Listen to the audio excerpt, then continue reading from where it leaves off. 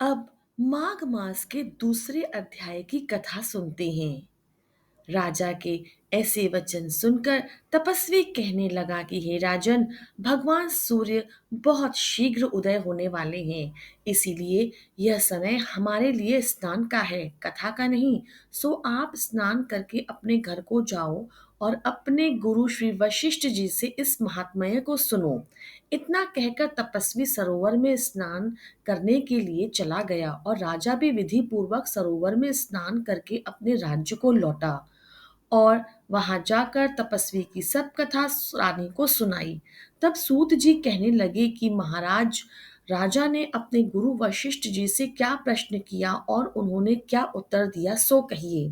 व्यास जी कहने लगे, हे सूत जी, राजा दिलीप ने रात्रि को सुख से सोकर प्रातः समय ही अपने गुरु वशिष्ठ जी के पास जाकर उनके चरणों को छूकर प्रणाम करके आशीर्वाद प्राप्त करके तपस्वी के बताए हुए प्रश्नों को अत्यधिक नम्रता से पूछते हुए कहा, हे गुरुवर, आपने आचार, दंड, नीति, राज्य, धर्म और चारों वर्णों के आश्रमों की क्रियाएं, दान और उनके विधान, यज्ञ और उनकी विधियां, व्रत, उनकी प्रतिष्ठा तथा भगवान विष्णु की आराधना अनेक प्रकार से विस्तार पूर्वक मुझे बतलाई है।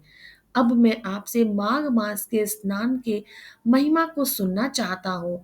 सो आप मुझे इसकी विधि पूर्वक कथा समझाएं।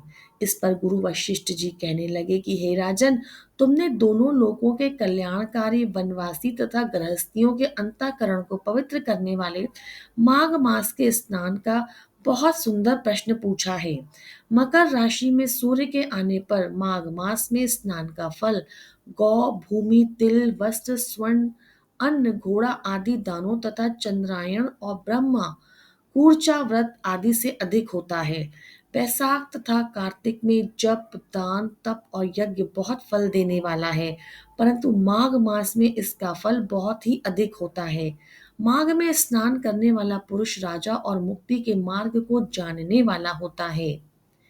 दिव्य दृष्टि वाले महात्माओं ने कहा है कि जो मनुष्य माघ मास के सकाम या भगवान के निमित्त नियम पूर्वक माघ मास में स्नान करता है, वह अनंत फल वाला होता है।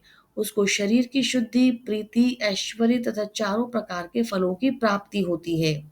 अदिति ने 12 वर्ष तक मकर संक्रांति में अन्न त्याग कर स्नान किया। इससे तीनों लोगों को उज्जवल करने वाले 12 पुत्र उत्पन्न हुए। माघ में स्नान करने से रोहिणी, सुभगा, अरुंधति दानशीलता हुई और इंद्राणी के समान रूपवती होकर प्रसिद्ध हुए। जो माघ मास में स्नान करते हैं तथा देवताओं के पूजन में तत्पर रहते हैं, उनको सुंदर हाथी और घोड़ों की सवारी तथा दान को द्रव्य प्राप्त होता है। अतिथियों से उनका घर भरा रहता है और उनके घर में सदा वेद ध्वनि होती रहती है। वह मनुष्य धन्य है जो माघ मास में स्नान करते हैं, दान देते हैं तथा व्रत और नियमों का पालन करते हैं और दूसरों के पुण्यों के क्षीण होने से मनुष्य स्वर्ग से वापस आ जाता है।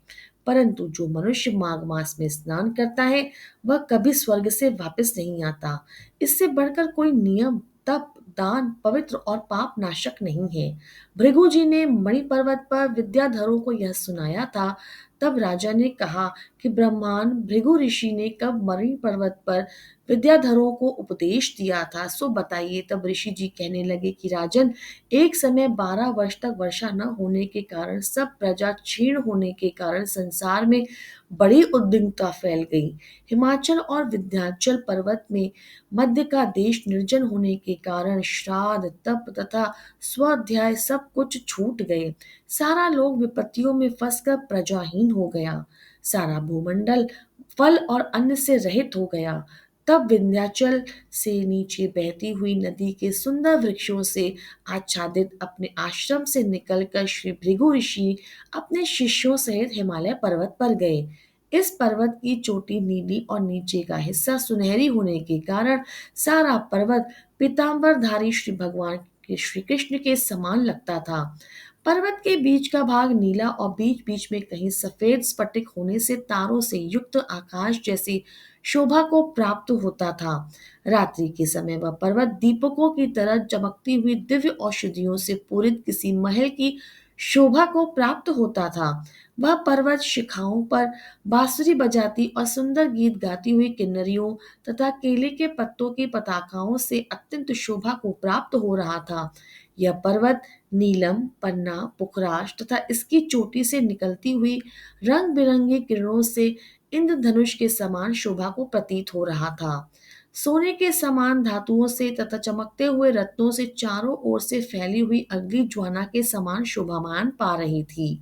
इसकी कंदराओं से काम पीड़ित विद्याधरी अपने पतियों के साथ रमण करती हैं और गुफाओं में ऐसे ऋषि मुनि जिन्होंने सब संसार के क्लेशों को जीत लिया है, रात दिन ब्रह्मा का ध्यान करते हैं और कई एक हाथ में रुद्राक्ष की माला धारण किए हुए शिव की आराधना में तत्पर लगे हुए हैं। पर्वत के नीचे भागों में जंगली जाति अपने बच्चों के साथ खेल रहे थे तथा कस्तूरी रंग वाले रंग बिरंगे मृगों के झुंड इधर उधर भाग रहे थे। यह पर्वत सदा राजहंस तथा मोरों से भरा रहता है, इसी कारण इसको हेमकुंड कहते हैं। यहाँ पर सदैव ही देवता और अप्सरा निवास करते हैं।